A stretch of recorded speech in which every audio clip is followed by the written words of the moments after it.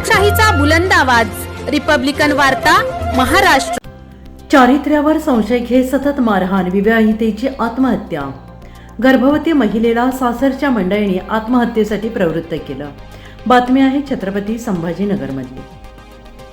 छत्रपती संभाजीनगर येथील नायगाव तालुक्यात एका गर्भवती महिलेला सासरच्या मंडळींकडून चारित्र्यावर संशय घेत सतत मारहाण होत असल्याने महिलेने अखेर टोकाचे पाऊल उचलत आत्महत्या केली आहे। याबाबत सविस्तर वृत्त असे की वैशाली विष्णू धांदू या महिलेचे लग्न आमठाणा तालुका सिल्लोड हल्ली मुक्काम नायगाव येथे मदन विष्णू धांदू याच्याशी मागच्या वर्षी दिनांक 11 मे 2023 रोजी झाले होते।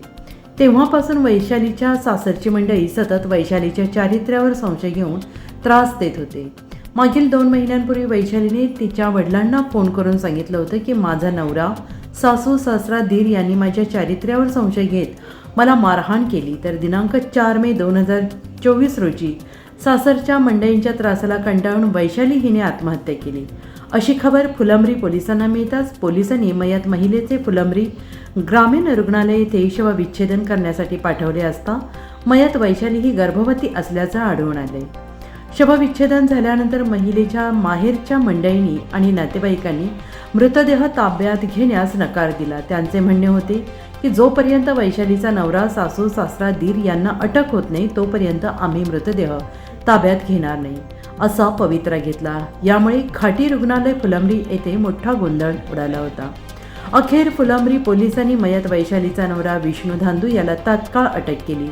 सासरे मदन शंकर धांदू, सासू भुराबाई धांदू आणि दीर रवी मदन धांदू यांच्यावर आत्महत्येला प्रवृत्त करणे कलम 306, 498 अ, 323, 34 भारतीय दंड संहितानुसार गुन्हा दाखल करण्यात आला आहे।